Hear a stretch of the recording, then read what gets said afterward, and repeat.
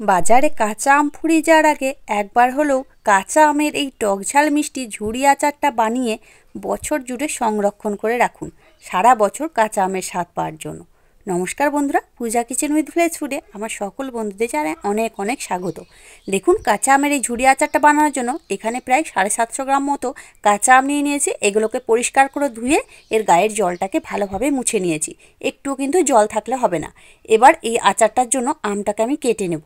আমি বটি দিয়ে আমটাকে কেটে নিচ্ছি, আপনারা কিন্তু যে কোনো চাকু দিয়েও কেটে নিতে পারেন, আবার কিন্তু এটাকে গ্রেটারে গ্রেটও করে নিতে পারেন। তবে এইভাবে আমি যেভাবে কাটছি এইভাবে যদি কেটে নেন তবে কিন্তু আচারটা খুবই সুন্দর তৈরি হবে। তবে আপনাদের যেভাবে সুবিধা মনে হবে আমটাকে কেটে নিতে পারেন, সরু সরু করে কেটে নিলেই হবে। দেখুন, আমি ঠিক এইভাবে সরু সরু করে আমগুলোকে কেটে নিচ্ছি, এতে বেশ স্লাইসগুলো দেখতে ভালো লাগবে। এইভাবে সব আমগুলোকে কেটে নিচ্ছি। সব আমগুলোকে একইভাবে কেটে নিয়েছি, দেখুন কত সুন্দরভাবে তৈরি হয়ে গেছে। তো আপনারা চাইলে এইভাবেও কেটে নিতে পারেন, আবার কিন্তু যে বড় গ্রেটার হয় তাতেও কিন্তু গ্রেট করে নিতে পারেন। এবার এই আমগুলোকে আমি একটা বাটির মধ্যে নিয়ে নিচ্ছি। এবার এর মধ্যে একে একে আমি দিয়ে দিচ্ছি হাফ চামচ মতো হলুদ গুঁড়ো আর 1 চামচ মতো লবণ। এই লবণ আর হলুদটা দিয়ে আমটাকে খুব ভালোভাবে মাখিয়ে নেব। এই লবণ আর হলুদটা দিয়ে আমটা মাখিয়ে রেস্টে রেখে দিলে এই আমটা থেকে যা জল বেরোনোর সেই জলটা বেরিয়ে যাবে। আচারটা কিন্তু খারাপ হবে না, অনেক দিন পর্যন্ত ভালো থাকবে। আর এই আমের স্লাইসগুলো বেশ নরম হয়ে আসবে। খুব ভালোভাবে লবণ আর হলুদ আমি মাখিয়ে নিয়েছি। এবার এটাকে চাপা দিয়ে 30 মিনিটের জন্য রেস্টে রেখে দেবো, এতে আমটা বেশ নরম হয়ে আসবে।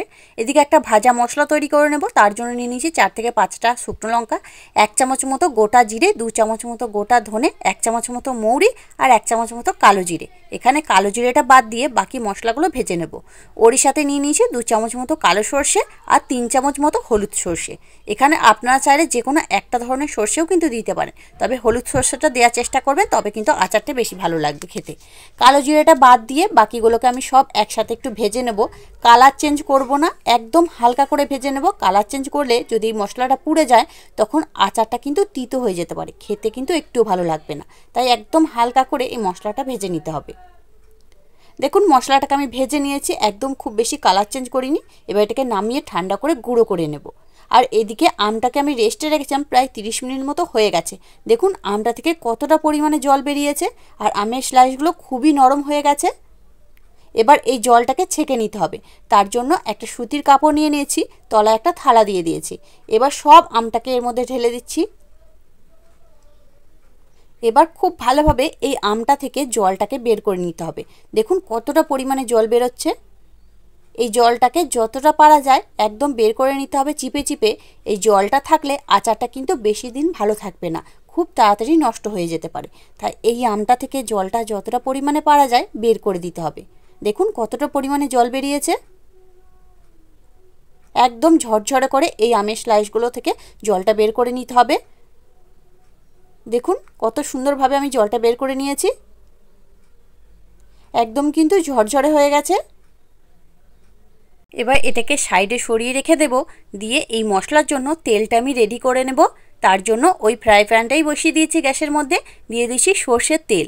বন্ধুরা, এখানে কিন্তু সর্ষের তেলই ব্যবহার করতে হবে, আর তেলটা কিন্তু অনেকটা পরিমাণে ব্যবহার করতে হবে। তেলটাকে খুব ভালোভাবে গরম করে নিয়েছি, দিয়ে যে কালো জিরেটা রেখেছিলাম সেটাকে দিয়ে দিলাম। গ্যাসটা কিন্তু আমি অফ করে দিয়েছি। তেলটাকে ভালোভাবে গরম করে নিতে হবে, তারপর গ্যাসটাকে বন্ধ করে দিতে হবে। এবার যে মশলাটা নিয়েছিলাম সেই মশলাটাকে আমি গুঁড়ো করে নিয়েছি, মশলাটাকে দিয়ে দিচ্ছি। ওর সাথে দিয়ে দিচ্ছি 1 চামচ মতো কাশ্মীরি লঙ্কার গুঁড়ো, এতে কালারটা বেশ অনেক সুন্দর আসবে। আর দিয়ে দিচ্ছি 1 চামচের থেকে একটু কম লঙ্কার গুঁড়ো আর 1 চামচ মতো চিনি।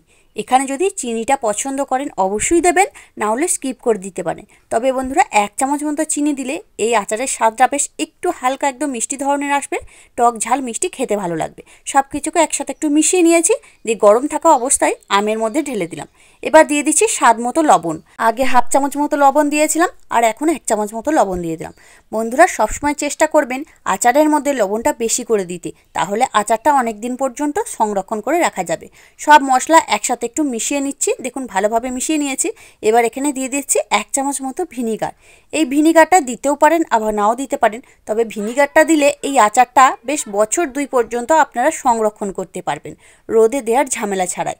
দেখুন সব কিছুকে একসাথে একটু মিশিয়ে নিচ্ছি, কত সুন্দর আচারটা তৈরি হয়ে গেছে। কালারটাও যেমন সুন্দর এসছে আর খেতেও কিন্তু খুবই সুন্দর। দেখুন বন্ধুরা, কাঁচা আমের ঝুরি আচার খুবই সুন্দর হয়ে গেছে। এবার এটাকে আমি কাচের বয়ামের মধ্যে ভরে নেব। এই কাচের বয়ামটাকে খুব ভালো করে পরিষ্কার করে নিয়েছি। এর গায়ে যে জলগুলো ছিল সেটাও কিন্তু ভালোভাবে মুছে নিয়েছি। এবার সম্পূর্ণ আচারটাকে এই বয়ামের মধ্যে ভরে নেব। দিয়ে 1 থেকে 2 দিন আমি একটু রোদ্রে দেব, তাহলে বেশ আমের আচারটা খুব সুন্দরভাবে তৈরি হবে। তবে আপনারা চাইলে কিন্তু না রোদ্রে দিয়েও রেখে দিতে পারেন, কিন্তু খারাপ হবে না।